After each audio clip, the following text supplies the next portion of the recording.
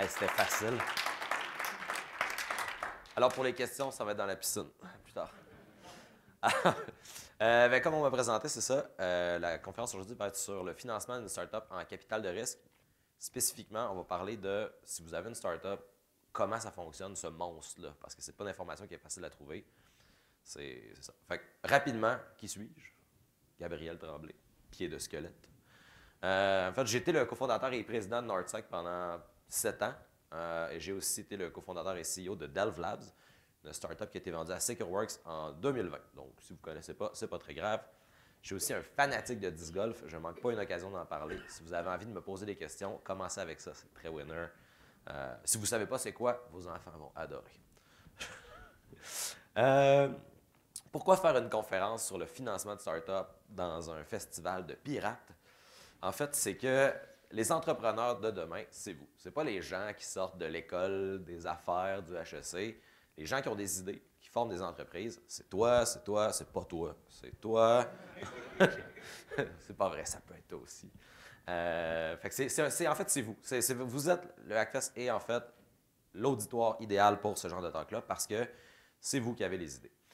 C'est aussi, intéressamment, le financement, c'est aussi une affaire très inégale. C'est quelque chose que si vous venez d'un milieu riche, si vos amis ont déjà été financés, si vous avez des contacts, vous avez beaucoup de chances de vous faire financer. Mais si vous n'avez jamais été financé, vous partez vraiment avec, disons, une prise ou 2 prises. Donc, c'est vraiment important que cette information-là soit connue parce qu'elle est super utile. Et tout le monde gagne. Parce que si vous vous faites financer et vous avez du succès, ça va attirer des fonds. Puis après ça va être plus facile pour moi de me faire financer. C'est vraiment facile. Donc, quelques avertissements rapides. Je ne suis pas un investisseur. Oh, tabeur! Je ne suis pas un investisseur. Donc, je n'investirai pas dans votre business. Ne perdez pas votre temps. Je ne suis légalement pas un investisseur.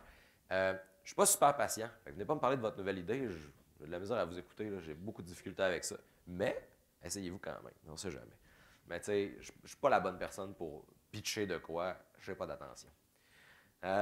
Bon.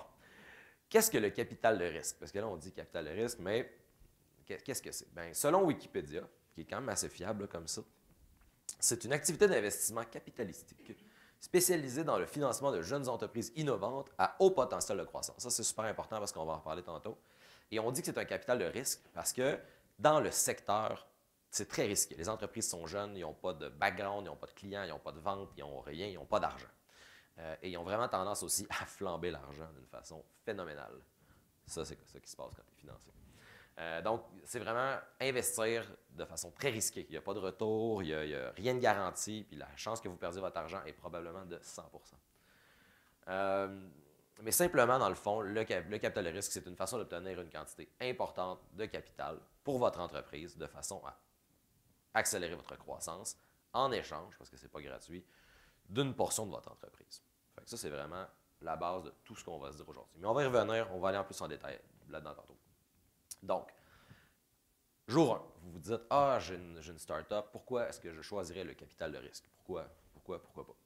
Bien, si par exemple, là, vous voulez vendre de la liqueur, là, vous êtes très courageux, mais admettons là, que vous êtes Coca-Cola, vous voyez comment Coca-Cola ça fonctionne, c'est une compagnie qui vend de la boisson gazeuse depuis 100 ans, pas 100 ans, mais depuis 60 ans, dans une industrie qui est très mature, c'est une croissance très linéaire. Ça, j'ai pris des chiffres, j'ai trouvé les chiffres, honnêtement, qui fitaient dans ma narrative, là, mais c'est la croissance de Coca-Cola. On peut voir que c'est très linéaire. Si vous prenez YouTube, par exemple, à l'inverse, ben, vous voyez que c'est une croissance qui est très exponentielle. C'est une entreprise qui est jeune dans un domaine qui n'existait pas il y a 15 ans. Et c'est une compagnie qui est spécifiquement en technologie. Ça n'existe pas du YouTube, c'est juste un site web. Donc, si vous partez d'une start-up, puis vous vous dites, je vais compétitionner contre une des deux, ben, ça va être quoi la différence? Ben, dépendamment de un ou de l'autre, ça ne sera pas très important. En fait. Ce qui est important, c'est que si vous choisissez Coca-Cola, vous avez toute votre vie pour compétitionner contre Coca-Cola. Il va falloir que vous ayez une croissance qui est organique. Il va falloir que vous preniez votre temps, que vous bâtissiez votre marché. Il n'y a personne qui va investir dans votre business parce que vous ne battrez pas Coca-Cola de vitesse. C'est impossible. Ça se fait. J'ai un ami qui a une start-up en boisson gazeuse et il fait très bien. Mais ce n'est pas facile à financer. C'est le genre de gens que vous allez voir, par exemple, au Shark Tank, là, au Dragon. Des gens qui vont aller vendre un produit qu'il faut qu'il existe, puis il faut qu'il y ait des ventes. Mais si, par exemple, vous vous lancez contre YouTube ou contre Tenable en cybersécurité, ben ça se peut que dans 10 ans, votre produit soit même plus bon, soit obsolète. Fait que vous avez besoin de beaucoup de vitesse. Contrairement à Coca-Cola, si vous compétez dans un domaine où c'est très mature, vous avez beaucoup de temps. Si vous voulez compétitionner en technologie, en cybersécurité, vous n'avez pas de temps. En fait, c'est demain, sinon c'est jamais.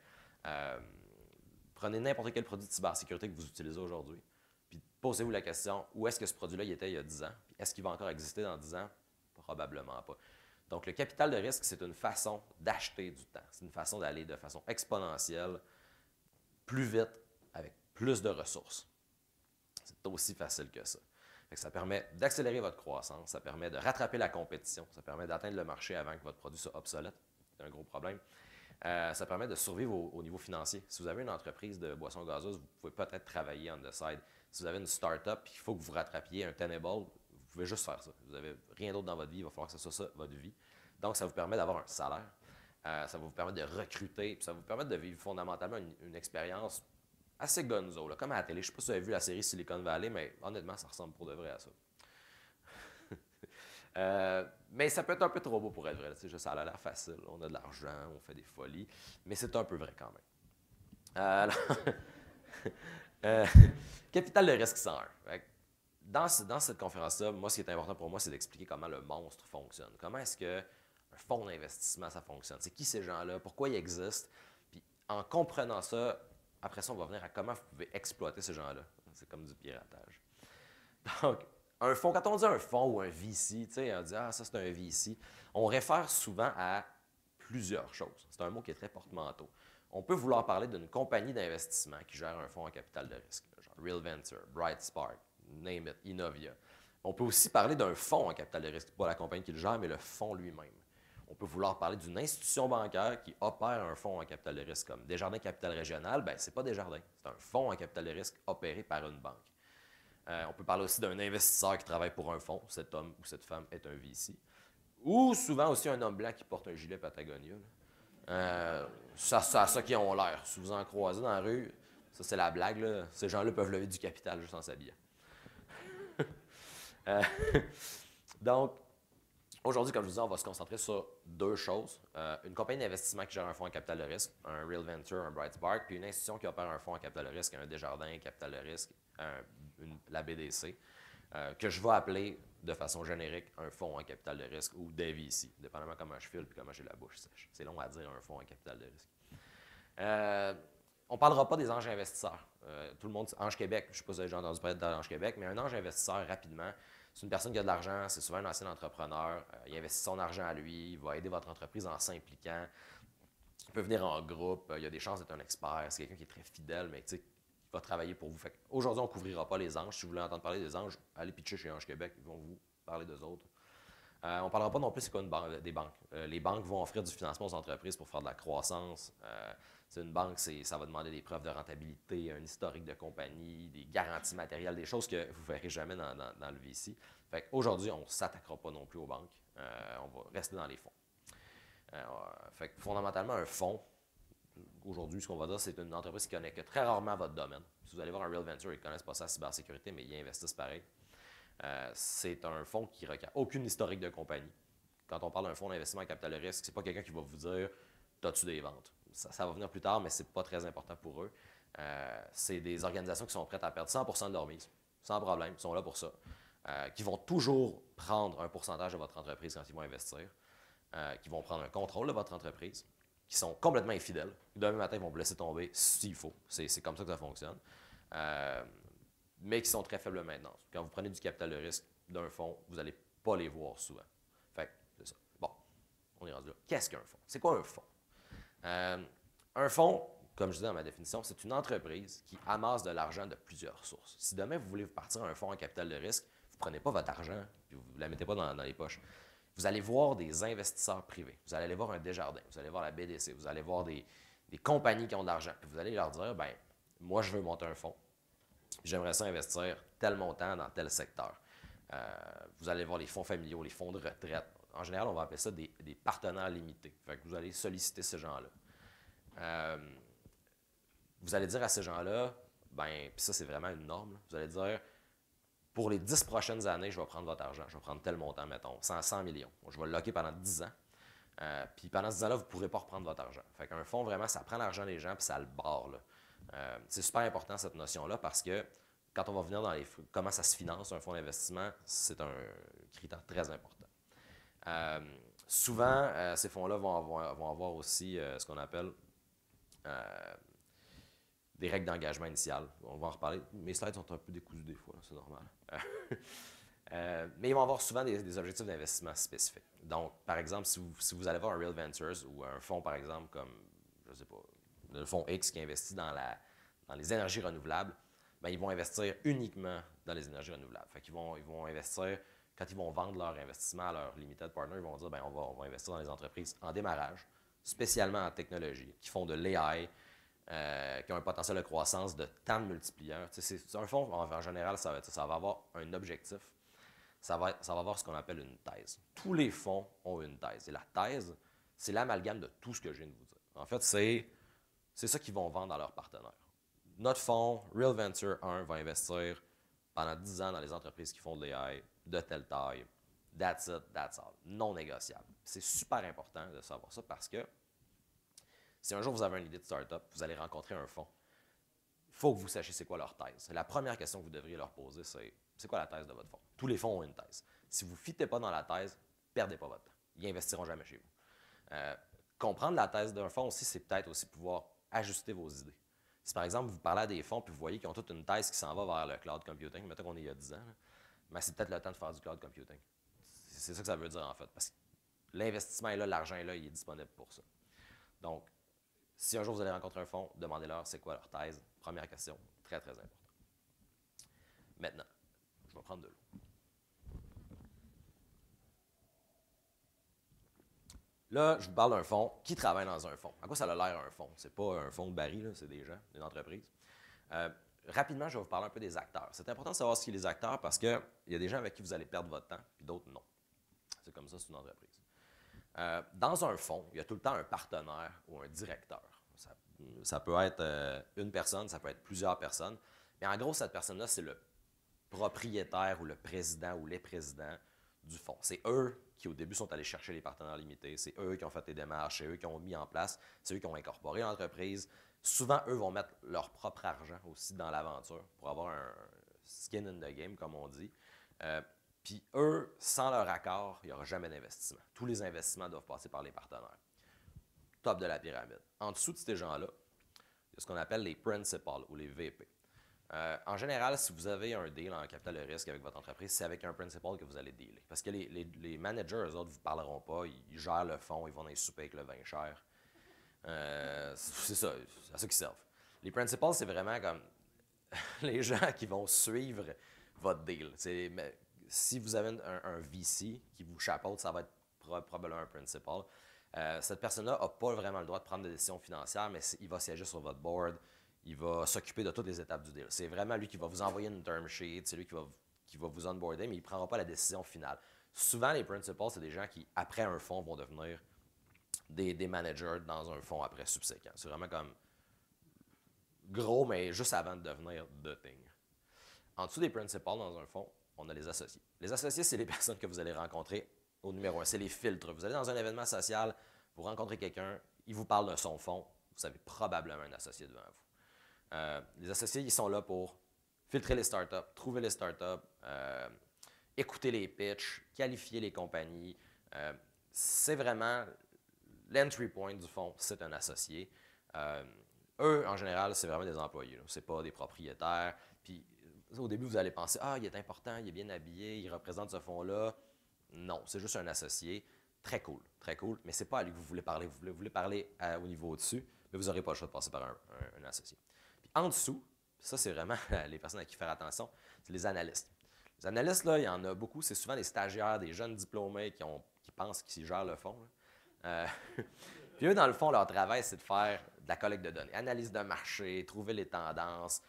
Ils vont accompagner les principals puis les associés dans toutes les activités du fonds. Ils vont faire les tâches administratives. C'est les grunts, c'est les workers du fonds. Ces gens-là, si un jour vous parlez à quelqu'un et dites « Ah, je suis analyste dans ce fonds-là », souriez-lui. Puis dites « Ah, j'aimerais ça parler avec vos associés. » c'est comme ça que ça devrait marcher. Perdez pas votre temps avec un analyste, il n'est pas plus important que vous, c'est pas intéressant. Mais soyez courtois parce qu'il pourrait aussi vous bloquer, ça c'est très important. Quoi? Ouais. Fait que soyez courtois quand même avec les analystes si vous les rencontrez, là, ils font de leur possible. Puis le plus vite possible si vous parlez à un associé. Puis si vous êtes capable, si parce que vous avez organisé un festival, peut-être que vous avez été chanceux, vous avez été présenté, si vous avez une référence directe avec un principal, ça vaut de l'or parce que là, vous êtes comme déjà une coche au-dessus. Fait que dans la structure administrative d'un fonds, les principals, c'est les personnes à qui parler. Allez pas au-dessus, ils vont rire de vous autres. Allez pas en dessous, c'est plate. C'est ça. Bon, maintenant, vous avez rencontré votre principal, super cool, ou votre associé. Comment est-ce qu'il va évaluer votre startup? T'sais, là, on voit que le fonds, il fonctionne un peu. Eux autres, sur quoi ils vont se baser? Bien, c'est intéressant parce qu'un fonds d'investissement, c'est pas une grosse entreprise. C'est un peu comme une startup. En général, il y a genre 10 personnes qui travaillent dans un fonds. Ils vont gérer 100 millions, puis ils vont avoir 10 à 20 personnes. C'est pas des grosses business. Fait qu'ils n'ont pas beaucoup de temps. Ils n'ont pas beaucoup de budget pour faire ça. Puis ils connaissent absolument pas votre domaine. Quand tu es 10 personnes, tu ne peux pas être un expert en cybersécurité, en agroalimentaire puis en aérospatial. Ces gens-là ont beaucoup d'amis, beaucoup de contacts. C'est très important. Ils ne peuvent pas non plus prédire l'avenir. C'est à vous la responsabilité d'avoir une bonne idée, d'être crédible. Les fonds, par exemple, ce qu'ils ont, ils ont beaucoup d'expérience en gestion des croissances d'entreprise. Si vous parlez avec un fonds, vous vous dites, il ne sait pas ce que je fais, légitime, mais il va vraiment vous juger sur comment vous allez le faire. Donc, très important de comprendre qu'ils connaissent ça, la business. Ils ne connaissent pas votre business, mais ils connaissent la business. Ils comprennent bien les macro-facteurs de marché. Fait que eux, ils ont des analystes qui font littéralement des recherches à temps plein pour dire ben, l'univers s'en va vers le cloud computing, mettons, il y a 10 ans encore. Donc, c'est leur force. Ils ont un vaste réseau de contacts d'anciens entrepreneurs. Puis, ils ont vraiment accès à des experts de votre domaine pour vous juger. Donc, même si le fonds lui-même n'est pas un expert dans ce que vous faites, ils vont trouver quelqu'un qui sait ce que vous faites. Donc, là, vous avez rencontré votre associé. Première chose qu'ils vont faire, c'est qu'ils vont dire, est-ce que cette startup-là cadre dans ma thèse? Êtes-vous fit dans le fond? C'est pour ça que je disais tantôt, si vous rencontrez un fonds, posez-leur la question sur leur thèse. Si vous ne cadrez pas, allez-vous-en, ça ne vaut pas la peine. Ils vont regarder votre idée. Est-ce qu'il y a un potentiel de croissance et de valorisation? Est-ce que cette idée-là vaut cher? Est-ce que le marché est grand? T'sais, si vous avez une super bonne idée, vous voulez développer un outil de pen testing pour tester les systèmes VAX, c'est très rare. Vous n'avez pas un très gros marché, donc ils vont regarder est-ce qu'il y a de l'argent à faire dans l'idée de cette personne-là. Est-ce que vous avez des compétiteurs? C'est super important parce que si vous n'avez pas de compétiteurs, vous êtes probablement fou. Ça ne se peut pas avoir une idée originale. Si vous pensez que vous êtes bon, là, vous n'êtes pas bon. Toutes les idées qu'on a dans la vie viennent d'un contexte. Vous n'êtes absolument pas les seuls à l'avoir. Un fonds va investir dans un potentiel d'exécution, pas dans une idée. Ils vont dire, tu as une très bonne idée, maintenant, est-ce que tu as l'équipe pour réussir? À tout moment, toutes les idées que vous avez, quelqu'un les a en même temps que vous. Maintenant, qui va en faire une start-up?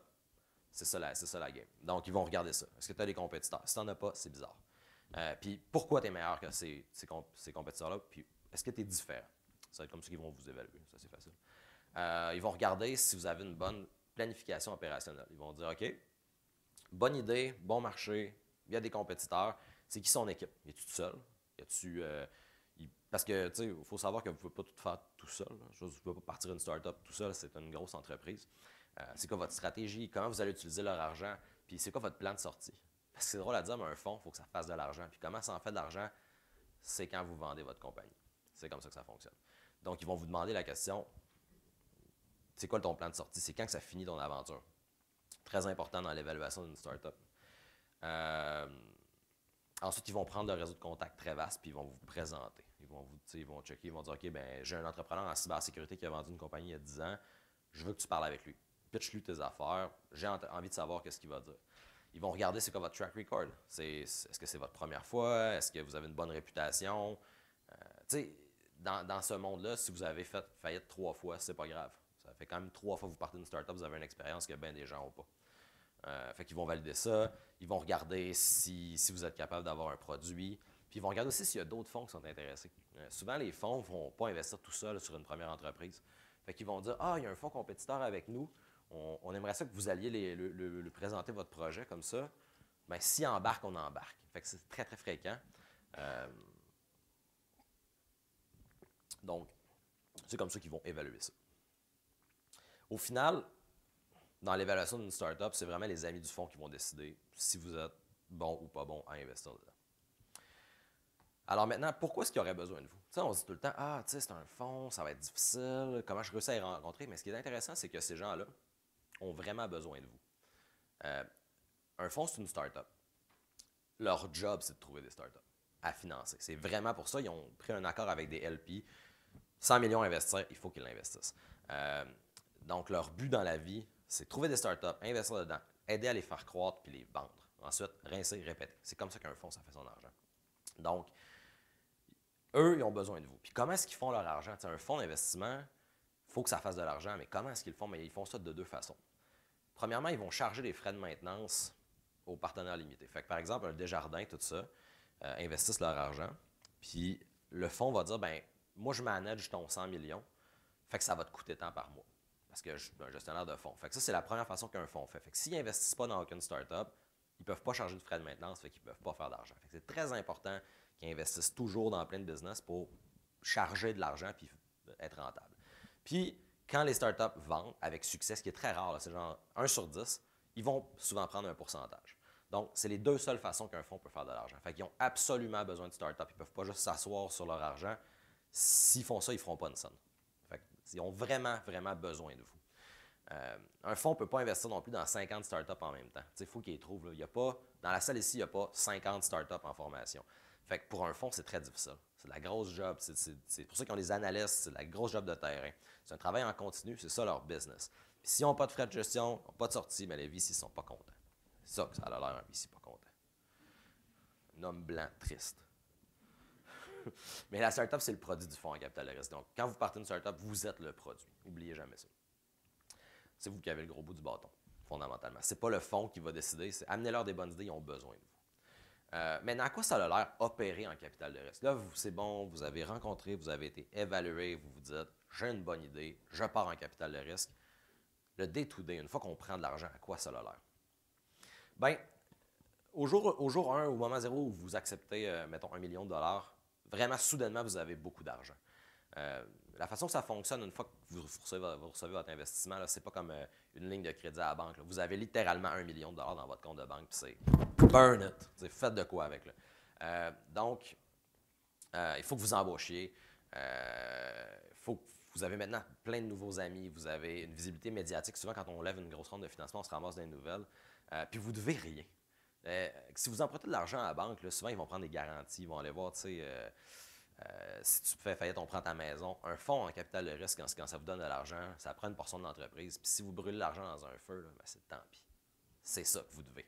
Fuck all. Très, très faible maintenance. Fait que c'est un gros avantage. Malheureusement, cet argent-là n'est pas gratuit. Inévitablement, vous allez donner une portion importante de votre entreprise en prenant du capital de risque. C'est comme ça que ça fonctionne. Il faut bien que l'argent serve à quelque chose. Vous allez vous faire imposer une structure de gestion. Si vous n'avez pas de conseil d'administration, ils vont vous en imposer un. Ils vont mettre un de leurs membres dessus. Important, ils vont vous imposer des vétos aussi. Fait qu'il y a des choses que vous ne pourrez plus jamais faire, comme par exemple vendre l'entreprise sans leur accord. Ce qui fait beaucoup de sens, parce qu'ils viennent de vous donner 1 million. C'est comme pas le temps de le vendre sans les aviser. En général, les vétos sont quand même limités. Ça va être des choses comme, pour la première année, les fondateurs n'ont pas le droit de se payer plus que 150 000. C'est juste du safeguard, pour s'assurer que, oui, vous avez de l'argent, mais il y a des limites. Puis aussi souvent, ben, en fait, presque majoritairement, quand ils vont vous donner de l'argent, ils vont prendre une classe d'action supérieure à la vôtre. Fait que pour le restant de votre existence, ils vont toujours avoir la priorité sur vous dans toutes les transactions. Si vous vendez, ils cash out en premier. Si vous voulez prendre une décision, ils ont toujours la priorité sur les fondateurs. C'est pour ça qu'ils vous ont donné l'argent. C'est l'envers de la médaille. Puis aussi, la portion de votre entreprise qu'ils vont prendre, là, parce qu'ils vont prendre un pourcentage, ça va dépendre beaucoup aussi de la valorisation de votre entreprise, qui va être, je vous le dis, très faible au début. Le risque perçu de votre entreprise, le fear of missing out. Puis comme votre entreprise n'a pas de vente, pas d'historique, vous ne valez rien. Fait que le premier investissement va tout le temps vous coûter quand même pas mal cher. Au début, parce que vous n'avez pas de vente, pas de clients, pas de produits, pas de projection. Fait que l'investissement que vous allez aller chercher, c'est pour combler ces problèmes-là. Fait que fondamentalement, l'investisseur, il sait qu'il met beaucoup d'argent dans les mains de rien. Fait que c'est pour ça qu'il va s'imposer. Il va vous imposer des vétos, un CA, c'est pour protéger un petit peu à minima son investissement. Exemple rapide de quoi ça a l'air, une ronde d'investissement de base. Admettons que toi, tu penses que ta business, ton idée, elle vaut dans 2 ans, elle va valoir 2 millions. Tu te dis, tu sais, give or take, j'ai assez de clients dans 2 ans, je pense que quelqu'un pourrait m'acheter pour 2 millions. Mais pour que ça l'arrive, ça prendrait un investissement de 500 000. Ça serait vraiment important là, parce que tu n'as pas d'argent, tu n'as rien. Donc, ta valeur aujourd'hui, c'est 1 500 000 plus le 500 000 d'argent que tu demandes, ce qui fait un total de 2 millions. Bien, en faisant ça, tu viens de céder 25 de ton entreprise. C'est aussi vite que ça. Quand tu lèves une ronde de financement, c'est vraiment très important de réfléchir à ça. Comment ton idée va valoir, puis combien d'argent tu vas prendre. Fait idéalement, moins d'argent possible au début pour donner moins de pourcentage de l'entreprise. Et aussi, quand tu prends moins d'argent, tu vas en rechercher plus rapidement, mais plus ça avance, moins que ça va te coûter cher. Parce que tu vas être capable de prouver, on a pris 500 000, mais là, on a 17 clients. Puis là, on va prendre 1 million, mais notre idée, elle vaut plus 2 millions, on en vaut 7. Donc, c'est vraiment important au début de se calmer les nerfs, d'aller chercher des validateurs, de prendre un peu d'argent. Puis les fonds, ils vont vouloir vous en donner. Là, parce que si votre idée est vraiment, vraiment bonne, là, ils vont se dire, non, on prend 2 millions, tu vas en avoir besoin. Là. Puis ils vont prendre un 50 puis ils vont être comme golden. Mais tu sais, il faut faire attention à ça. Eux ne sont pas caves, c'est leur job. C'est pas un silver bullet. Là. Si vous avez déjà eu une entreprise par le passé, c'est pas la même game. C'est comme globalement, ça va ressembler à ça. Comme je disais tantôt, quand vous allez fonder votre entreprise, vous allez avoir des actions. 100% de l'entreprise m'appartient. C'est ce qu'on appelle souvent des actions communes. Puis quand vous allez prendre de l'argent, ils vont vous imposer une classe au-dessus qui s'appelle des actions préférées.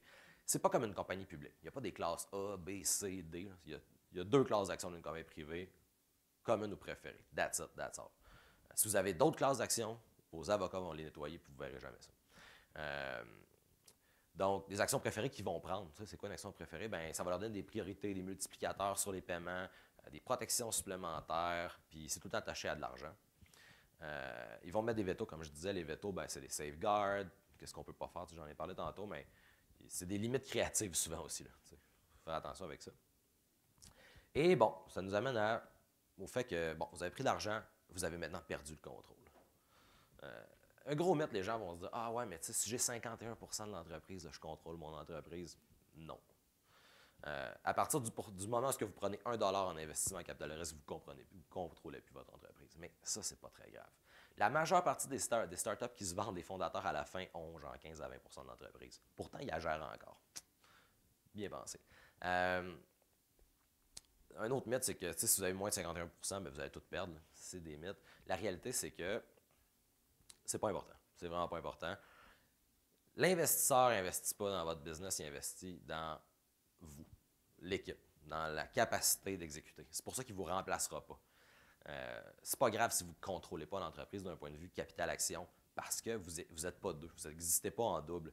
Donc, si un entrepreneur, un VC dit j'ai investi 1 million dans cette personne-là, il n'y a pas une autre personne comme vous. Il ne va pas vous remplacer de même. Là. Ça ne marche pas comme ça. Il ne faut pas avoir peur de perdre le contrôle de son entreprise. C'est pas pour ça qu'ils ont donné de l'argent, c'est pas pour la gérer. Leur business, c'est pas de contrôler des business. Ils n'ont pas un Tetra Pak de CEO là, pour vous remplacer. Vous êtes pas mal les seuls. Fait que votre job, à partir du moment où vous prenez de l'investissement, c'est que vous devenez un politicien. Votre job, c'est juste de s'assurer que vos investisseurs sont contents. Puis, comme ça, tout le monde est content. C'est très, très simple. Bon, ça nous amène à la section finale de ce talk. Maintenant que vous savez comment la machine marche, le monstre fonctionne, comment est-ce qu'on lève du capital? C'est la portion intéressante du talk, à mon avis. En gros, si vous voulez lever du capital demain, ça vous prend... Ah, excusez-moi, meilleur intro. Première chose que vous allez vouloir faire, c'est trouver combien d'argent vous allez vouloir lever. Là, il y a beaucoup de petits entrepreneurs qui vont se dire « Ah, je vais lever 5 millions. » Mais votre première ronde de financement, ça risque d'être entre 150 000 et 250 000, pour de vrai. Pas pour longtemps, pour quelques mois. Mais si vous n'avez pas de track record, vous n'avez jamais vendu de start-up, vous n'avez jamais eu d'investissement, l'investisseur va dire « Regarde, je te donne 250 000. Va voir la BDSA, ils vont te faire un 2-3 là-dessus, là, ils vont tripler ton prêt. Développe-moi quelque chose, prouve-moi que ton idée peut marcher. » Quand vous allez les revoir après, dans 8 à 12 mois, si vous avez des ventes, vous allez trouver 1 million ou 2 sans problème. Mais au début, première ronde, premier investisseur, visez pas des chiffres de télé, ça n'arrivera jamais. Ça va vous prendre environ 4 à 8 mois de travail pour lever 150 000 à 250 000 là. Fait que prenez-vous tôt. C'est beaucoup de travail, beaucoup de procédures à faire. Ce que ça va vous prendre? Ça va prendre une bonne idée. Hein? Ça, c'est très important. Ça va vous prendre ensuite, avec votre idée, une étude du marché. C'est qui vos compétiteurs? Je vous disais tantôt, si tu n'as pas de compétiteurs, tu n'as pas d'idée. Ça va vous prendre une façon d'expliquer c'est quoi votre potentiel de croissance, c'est quoi le marché, à qui vous allez vendre, pourquoi est-ce que vous êtes compétitif. Ça va vous prendre une équipe. Vous ne pouvez pas partir ça tout seul, c'est impossible. Un ou deux cofondateurs, pas 17. C'est très important d'avoir quelqu'un qui vous complète, une ou deux personnes. Peut-être un CEO, peut-être un CTO. Vous n'êtes pas obligé d'être le CEO fondateur. Vous pouvez être un CTO fondateur. Tous les organismes, les organisations se valent. Donc, montez-vous une petite équipe forte, capable de le faire. Il faut vous faire être incorporé. Pas le choix. Ils ne peuvent pas investir dans une personne. Il faut avoir une structure d'entreprise qui est aussi investissable. Donc, quand vous allez vous incorporer, allez voir des vrais avocats spécialisés en start-up. Prenez pas votre cousin à Rimouski. J'ai fait cette erreur. Ça coûte très cher à corriger. Donc, il y a plein de cabinets d'avocats spécialisés comme Fasken, comme Blaze, qui ont des programmes de start-up. Fait que vous allez pitcher votre idée. S'ils aiment ça, ils vont tout vous donner du service légal pendant 1 an gratis. Ils vont se repayer plus tard, là, mais l'idée, c'est vraiment, faites-vous-en pas. Mais allez chercher la Cadillac là, tout de suite au début parce que ça va vraiment simplifier beaucoup de choses. Une entreprise qui est mal incorporée, ce n'est pas une entreprise qui est investissable et les investisseurs vont dire clean up tes affaires puis viens me revoir après. C'est très important. Ça va vous prendre un modèle opérationnel. Tu sais, on dit tout le temps, as-tu un plan d'affaires? Un plan d'affaires, c'est quoi? Ben, c'est ça. C'est qu'est-ce que tu vas faire avec l'argent? Qui tu vas engager? Quand? Comment tu vas les payer? C'est quoi tes revenus? Quand est-ce que tu prévois faire ce revenu-là? Au mois, pas genre dans 2 mois, on va faire 100 000. Un modèle opérationnel, c'est quelque chose de très détaillé qui démontre que vous savez où est-ce que vous en allez. Si vous ne savez pas c'est quoi, vous n'en avez jamais fait, allez sur Google et cherchez Foresight SaaS Financial Model. Ça coûte 250 $, puis vous pouvez rouler une business jusqu'à des centaines de millions de dollars avec ce modèle-là. C'est awesome, très compliqué, mais ça va vous montrer le niveau de détail que vous avez besoin de mettre en place pour aller chercher l'investissement. Les prévisions, parce qu'il va falloir que vous fassiez des prévisions. Tout le monde le sait qu'après 3 mois, c'est des mensonges. Vous êtes une start-up. Vous n'avez pas d'historique. J'ai déjà dit, j'avais un investisseur à l'époque, puis il m'avait demandé justement des prévisions sur 3 ans, puis j'ai dit, regarde, 6 mois, c'est vrai. Après ça, qu'est-ce que tu veux que j'écrive? Je peux mettre les chiffres que tu veux, là, c'est des mensonges. C'est ça, c'est la vérité. Quand tu n'as pas d'historique, tu es un menteur, mais c'est correct. Tout le monde le sait. Fait que, bâtissez-vous un modèle opérationnel en détail. Où est-ce que chaque dollar va être investi? Non seulement ça va vous rendre crédible, mais ça va vous aider aussi à planifier votre propre business. Des fois, en bâtissant un modèle, on se rend compte que notre business, elle vaut pas la peine d'être roulée. Si vous n'êtes pas capable de mettre des chiffres crédibles parce que vous ne pensez pas que ça va marcher, ça se peut que votre idée est mauvaise. C'est un bel exercice. Ça va vous prendre un pitch. Ça, c'est l'affaire la plus importante. Une fois que vous avez tout monté ça, ça va vous prendre une histoire à raconter. Puis ce pitch-là, c'est vraiment, si je te demande c'est quoi ta business, il faut que tu sois capable de la livrer. En 5 minutes, en 2 minutes, en une phrase où tu as bu 7 pintes dans un bar, tu es complètement tapé, puis tu rencontres un VC. Puis il dit c'est quoi ta business? Il faut que tu aies une version pour ça. Il faut vraiment se pratiquer. Si vous n'avez jamais fait de pitch, vous pouvez regarder Thunderfield Pitch sur YouTube. Vous allez voir des gens qui pitchent. C'est un programme de 3 mois où ils t'apprennent à pitcher. Ça vaut la peine de voir ça parce que ça va vous montrer le genre d'effort qu'il faut que vous mettiez dans votre histoire. C'est bon, par exemple, parce qu'après ça, quand vous avez ça, ça sert aussi pour les ventes. Vous pouvez expliquer à un client qu'est-ce que vous faites très rapidement. C'est très bon. Obligatoire. Si vous n'avez jamais vraiment fait ça et vous voulez avoir un peu d'aide, joignez un accélérateur ou un incubateur. Souvent, c'est des programmes de 3 mois. Allez-y avec votre idée. Ils vont vous apprendre toutes ces affaires-là, puis ils vont vous présenter des avocats qui vont vous aider avec votre structure. Ils vont vous présenter tout ça, puis ils vont essayer d'avoir une cote dans votre entreprise aussi. C'est comme ça que ça marche. Il va falloir que vous pensiez à comment votre entreprise va. C'est une valuation. Je reviens au modèle opérationnel. Où est-ce que vous voulez aller avec ça? Combien d'argent vous allez faire dans 10 ans? Comment est-ce que vous allez sortir de ce marché-là? Parce que si vous prenez de l'argent en capital de risque, il faut que vous vendiez votre compagnie. Il y a 3 façons de fermer une compagnie en capital de risque. Vendre à un compétiteur, aller public ou faire faillite. C'est les 3 seuls outcomes. Il n'y a pas de « Ah, ça fait 50 ans qu'on travaille sur notre entreprise ». Un VC, ça veut faire son argent en 10 ans. Fait que, arrangez-vous pour avoir une bonne idée de comment vous allez le vendre. C'est le revers de la médaille. Une entreprise en capital de risque s'est faite pour être vendue, malheureusement. Ça va éventuellement vous prendre un prototype. Pas forcément. Si c'est votre première start-up, ça va vous prendre un prototype. Si ce n'est pas votre première start-up, je connais des gens qui ont levé des millions avec un napkin parce que le risque est faible. L'investisseur va dire ça fait 3 produits qu'il bâtit, c'est correct, là, je le crois. Mais si c'est votre premier business, ça va vous prendre de quoi à montrer. Ça n'a pas besoin d'être super fonctionnel, hein, c'est juste pour montrer que vous avez une vision de ce que vous en allez. Comme on disait tantôt, un VC, ça ne sait pas comment ça marche votre industrie. Fait ici, il ne fera pas genre, je dirais que le scan n'a pas été fait pour de vrai, puisqu'il manque des données dans le Nmap. C'est comme, ils ne connaissent pas ça. Là. Ils vont faire comme, c'est beau ton affaire, on va mettre de l'argent là-dedans. Mais comme je disais, ça se peut que ce soit pas obligatoire, mais c'est le mode hardcore. Il faut vraiment être bon pour réussir à lever du cash avec rien. Là, si vous le faites, là, félicitations, honnêtement. Puis ensuite, il va falloir apprendre à jouer la danse des fonds. Même si les fonds ont besoin de vous, c'est un peu comme la cour. C'est un jeu de relations. Il faut aller dans les événements sociaux, il faut se présenter, il faut être gentil, il faut serrer des mains, il faut pitcher, tout le temps pitcher. Tu vas aux toilettes, photo de quelqu'un avant de toi, tu pitches à l'affiche. Il faut vraiment que tu deviennes vraiment bon. C'est la game d'une startup, c'est pitcher ce que ça fait. Puis il faut aussi accepter d'être le trophée. Là, parce que si vous convainquez un investisseur que votre idée est bonne, il va vouloir vous présenter à ses chums pour voir si ses chums vous aiment aussi. Ça va être comme un petit trophée. Genre, tu viens, tu souris, puis tu te fais présenter. Fait que c'est vraiment un petit jeu. Là. Si vous êtes un peu anticonformiste, c'est le bout le plus difficile, là, honnêtement, je dirais. Là. C'est malheureux, mais c'est ça. Pour trouver des fonds, bien, comme les fonds ont besoin de start-up, ils s'arrangent vraiment pour en trouver. Fait qu'ils font plein d'événements spéciaux. Si vous suivez l'argent, mettons, vous allez voir les espèces d'accélérateurs de banque, là, Desjardins Lab, là, ça pullule d'investisseurs autour de ça. Fait qu'allez dans les événements là, même si ça parle de développement durable, allez-y. Même si c'est pour vendre de la cybersécurité, j'ai rien contre le développement durable. Là. Mais si vous voulez faire de la cybersécurité, c'est pas grave. Allez-y. Rentrez dans la game, là, allez pitcher vos affaires, dites oui à tout. Hey, as-tu envie j'ai un ami qui fait ça, veux-tu voir ses affaires? C'est clair. Tout le temps oui. Parce que vous ne savez pas c'est qui l'ami à qui vous allez parler. Je me rappelle quand on a fondé Delve, un gars bien random, là, il est venu voir qu'est-ce qu'on faisait, puis c'est lui qui a fini par valider notre investissement. J'aurais pu dire à ce gars-là, toi puis moi, on se connaît pas. Là. Pas obligé de se jaser, mais non, c'est lui au final qui a dit à mon investisseur, ce qu'ils font, j'y crois, go. C'est comme ça que ça fonctionne. Fait oui à tout le temps. Puis où commencer? Ben, checkez ça. Startup Fest, accélérateur, suivez l'argent, les fonds locaux.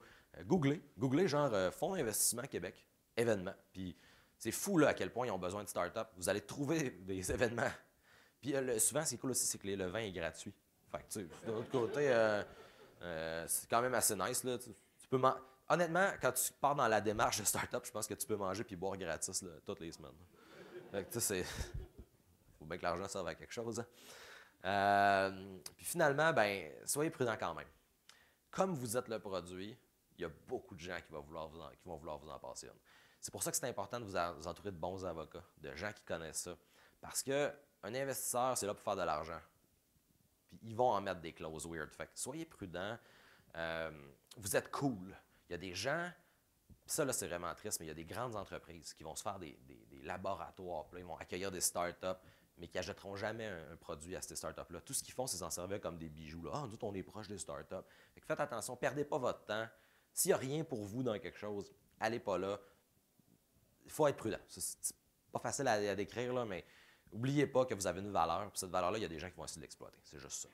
Puis faites attention aux aviseurs passifs. Là, des gens qui veulent vraiment vous aider, qui veulent vous suivre dans votre programme, mais qu'au final, ils ne vous amènent rien. Il va en avoir des centaines, littéralement.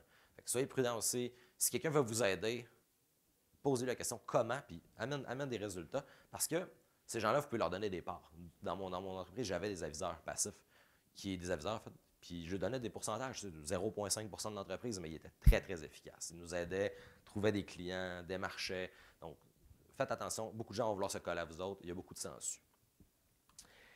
Et sinon, ben finalement, faites-le. Si vous vous dites que ça a l'air un peu fou, honnêtement, là, faites-le. Si vous faites ce genre d'aventure-là, votre valeur sur le marché va être décuplée. Parce qu'en tant que personne qui embauche, quelqu'un qui a vécu l'aventure, qui a essayé de rouler une business puis qui s'est planté, ça a une valeur exceptionnelle. Tu n'apprends pas ça à l'école. C'est comme une startup, c'est le MBA exécutif des pauvres. C'est vraiment bon. Ça va augmenter votre réseau de contacts, ça va vous faire rencontrer des gens que vous ne pensiez pas rencontrer, qui ont peut-être des postes importants. Ça va vraiment accélérer votre posture professionnelle. Ça va vous permettre de vivre au son du tambour de guerre. C'est très, très stressant, honnêtement. Ça a l'air plate comme ça, c'est vraiment le fun. C'est pas pour rien que le monde va à la guerre. Non. Vous allez faire une différence majeure si vous réussissez. C'est avoir une start-up, c'est embaucher des gens, c'est donner des bonnes conditions, c'est ramener de l'argent au Québec quand on la vend. C'est vendre une compagnie, là, le monde sont comme ah, encore une entreprise qui s'en va aux États-Unis, l'argent est rentré au Canada. C'est ça qui est important. Votre technologie, elle va être obsolète dans 10 ans de toute façon. Là. C'est vraiment vrai en cybersécurité. Puis, fait que c'est vraiment un bon plan pour nous enrichir collectivement. C'est faites des startups, vendez-les, puis refaites-en d'autres. Et c'est ça. C'était tout.